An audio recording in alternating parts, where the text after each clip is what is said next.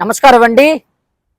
యోగా, ప్రాణాయామాలు, ధ్యానం మనం ప్రాక్టీస్ చేయడం ద్వారా అనారోగ్య సమస్యల నుండి బయటపడాలి కదా.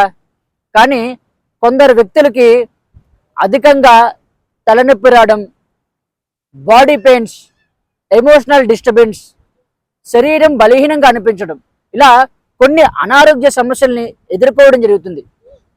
మరికొందరు వ్యక్తులు అప్పటిదాకా అనేక రకాల అనారోగ్య సమస్యలతో బాధపడుతూ ఈ యొక్క సాధనలు ప్రాక్టీస్ చేయగానే ఆరోగ్యవంతంగా మారడం జరుగుతుంది. దీనికి గల కారణం ఏంటి? గత జన్మలో మనం చేసిన కర్మల యొక్క ప్రభావమా? మనం సరిగ్గా సాధన చేయలేకపోవడమా? శరీరం అనేది హీల్ అవ్వడం వల్ల ఈ విధమైన మార్పులు అనేవి శరీరంలో జరుగుతున్నాయా అనే విషయాన్ని ఈరోజు వీడియోలో మనం తెలుసుకోబోతున్నాం. ఇద్దరు స్నేహితులు ఒక గురువు గారి వద్ద యోగా నేర్చుకుందామని వెళ్ళడం జరిగింది. ఒక స్నేహితుడి పేరు అర్జున్, మరొక స్నేహితుడి పేరు కృష్ణ.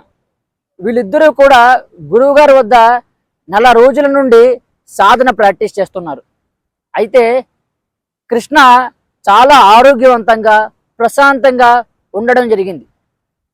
కానీ అర్జున్ కొన్ని రోజులు పూర్తయిన తర్వాత హెడేక్ రావడం, శరీరం బలహీనంగా అనిపించడం, ఎమోషనల్గా డిస్టర్బెన్స్ అనేది ఏర్పడింది. తను నేరుగా గురువు గారు దగ్గరికి వెళ్ళి ఈ విధంగా అడగడం జరిగింది. గురువు గారండి, సాధన చేయడం ద్వారా అనారోగ్య సమస్యలు తగ్గాలి కదా, కానీ నేను హెడేక్, శరీరం బలహీనంగా అనిపించడం, అధికంగా ఎమోషనల్ డిస్టర్బెన్స్ అనేది ఏర్పడుతుంది.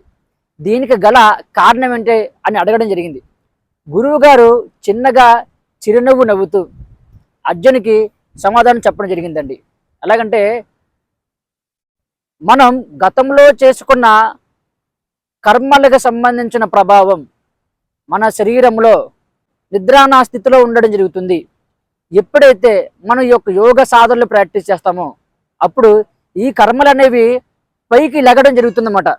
అప్పుడు ఆ కర్మల యొక్క ప్రభావం వల్ల మనకు బాడీ పెయిన్స్ రావడమని, అధికంగా తలనొప్పి రావడమని, ఎమోషనల్గా డిస్టర్బెన్స్ ఏర్పడడం అనేది జరుగుతుంది.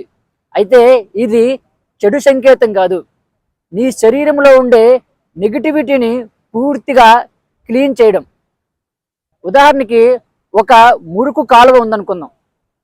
ఆ యొక్క మురుకు కాలువని మనం క్లీన్ చేసినట్లయితే అప్పటిదాకా లేని విపరీతమైన స్మెల్ ఆ చుట్టుపక్కల ఉండే ప్రదేశంతో కూడా వ్యాపిస్తుంది. అలాగే శరీరంలో ఎప్పటి నుండి పేరుకుపోయిన భయం, ఆందోళన, ఎమోషనల్ డిస్టర్బెన్స్, రకరకాల సమస్యలన్నీ కూడా సాధన ప్రాక్టీస్ చేయడం ద్వారా పైకు లగడం జరిగింది. తద్వారా అర్జునికి ఈ యొక్క సమస్యలు వచ్చాయని గురువు గారు చెప్పడం జరిగింది.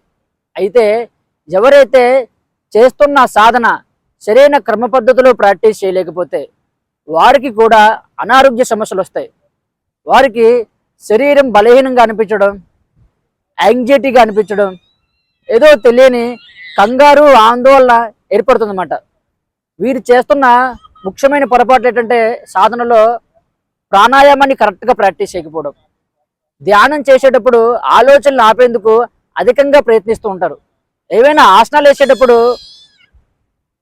ఒక పొజిషన్లో ఉన్నారనుకుందాం, ఆ పొజిషన్లోనే ఎక్కువగా ఉండిపోవడం, దానికి వ్యతిరేకమైన పొజిషన్ ఉంటుంది. ఆ పొజిషన్లో వీరు తిరిగి ఆసనం వేయకపోవడం, ఇలా కొన్ని మిస్టేక్లు చేయడం వల్ల ఏమవుతుందంటే వారికి అనారోగ్య సమస్యలు రావడం జరుగుతుందన్నమాట. కాబట్టి సాధకులు ఈ యొక్క విషయాన్ని గమనించాలి. అప్పటి నుండి అర్జున్ తన యొక్క శరీరంలో జరుగుతున్న మార్పులని నెమ్మదిగా గమనించడం మొదలుపెడుతూ దేనికి కూడా భయపడకుండా, ఆందోళన చెందకుండా సాధన ప్రాక్టీస్ చేస్తూ ముందుకెళ్ళాడు.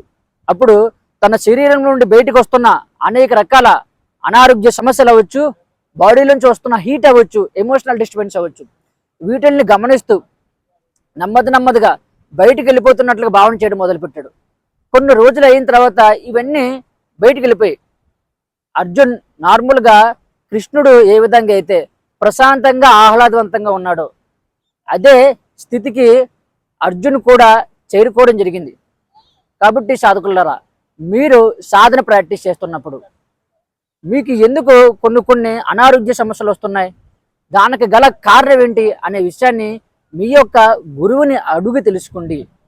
చాలామంది సాధకులు గురుముఖంగా సాధన నేర్చుకోరు. ఏదో 2 రోజులు గురువు గారి దగ్గరికి వెళ్ళి సాధన నేర్చుకుని తమకు తాముగా ప్రాక్టీస్ చేస్తూ ఉంటారు. అప్పుడు శరీరంలో కొన్ని మార్పులు రావడం మొదలవుతుందన్నమాట. తద్వారా కొన్ని సమస్యలు ఎదుర్కొంటారు. ఆ సమస్యలు ఎందుకు వస్తున్నాయి, ఎలా వస్తున్నాయి అనే విషయం తెలియదు. ఎందుకంటే యోగ సాధన చేయడం ద్వారా ఆరోగ్యంగా ఉంటామని అందరూ అనుకుంటూ ఉంటారు. కానీ మనలో ఉండే అనారోగ్య సమస్యలు కూడా బయటకు వస్తాయనే విషయాన్ని వాళ్ళకి తెలియదు పూర్తిగా. కాబట్టి వాళ్ళకి వస్తున్న సమస్యని వాళ్ళు సరిగ్గా గుర్తించలేకపోవడం, ఎందుకు వస్తున్నాయనే విషయాన్ని తెలుసుకోలేక వాళ్ళు రకరకాల ప్రయత్నాలు చేయడం వల్ల ఆ సమస్య ఎక్కువ అవుతూనే ఉంటుంది తప్ప తగ్గిపోదు. కాబట్టి మీరు చేయవలసిన పని, మీరు ఒక గురువు గారి దగ్గర సాధన నేర్చుకుంటే మీకు వచ్చే ఏ సమస్య అయినా సరే ఆయనకి చెప్పండి. ఫ్యామిలీ ప్రాబ్లం అవ్వచ్చు, లేక అనారోగ్య సమస్య అవ్వచ్చు, అప్పటిదాకా మీకు ధనం బాగా వచ్చి ధనం ఆగిపోవడం అవ్వచ్చు. ఇలా రకరకాల విషయాలన్నీ కూడా మనం చేస్తున్న యోగ సాధనకు సంబంధించి ఎంతో కొంత ప్రభావం ఉంటుంది. ఎందుకంటే చక్రాస్ అనేవి హీల్ అవుతూ ఉన్నప్పుడు మన బాడీలోంచి వస్తున్న నెగిటివిటీ కానీ ఎనర్జీస్ కానీ ఇవన్నీ మన ఫ్యామిలీ మీద, మన మీద, మనం చేస్తున్న జాబ్ బిజినెస్ మీద కూడా ప్రభావం చూపిస్తాయి.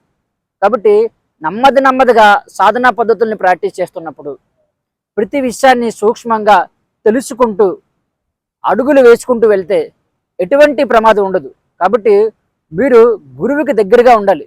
గురువు ఇచ్చే సలహాలు సూచనల ద్వారా సాధన ప్రాక్టీస్ చేయడం ద్వారా మీ జీవితంలో మీరు ఉన్నతమైన స్థాయికి చేరుకోవడం జరుగుతుంది. అలాగే నేను చెప్తున్న క్రియాయోగ క్లాసెస్లో సాధకులకి అనారోగ్య సమస్యల నుండి ఎలా బయటపడాలి, సాధన చేస్తున్నప్పుడు వస్తున్న రకరకాల సమస్యల నుండి బయటపడాలంటే సాధన ఎలా ప్రాక్టీస్ చేయాలి, ఎటువంటి నియమాలు పాటించాలి, సాధకుడి యొక్క జీవనశైలిని ఏ విధంగా ఏర్పరచుకోవాలి అనే విషయాల్ని వివరిస్తూ క్రియాయోగ సాధన నేర్పించడం జరుగుతుంది. తద్వారా వారు స్పిరిచువల్గా ఉన్నతమైన స్థాయికి చేరుకోవడం, అనారోగ్య సమస్యల నుండి పూర్తిగా బయటపడి ఆరోగ్యవంతంగా మారడం జరుగుతుంది. కాబట్టి ఈ యొక్క అవకాశాన్ని మీరు కూడా ఉపయోగించుకోవచ్చు. వీడియో నచ్చినట్లయితే లైక్ చేయండి, కామెంట్ చేయండి, మన ఛానల్ని సబ్స్క్రైబ్ చేయండి. Thank you.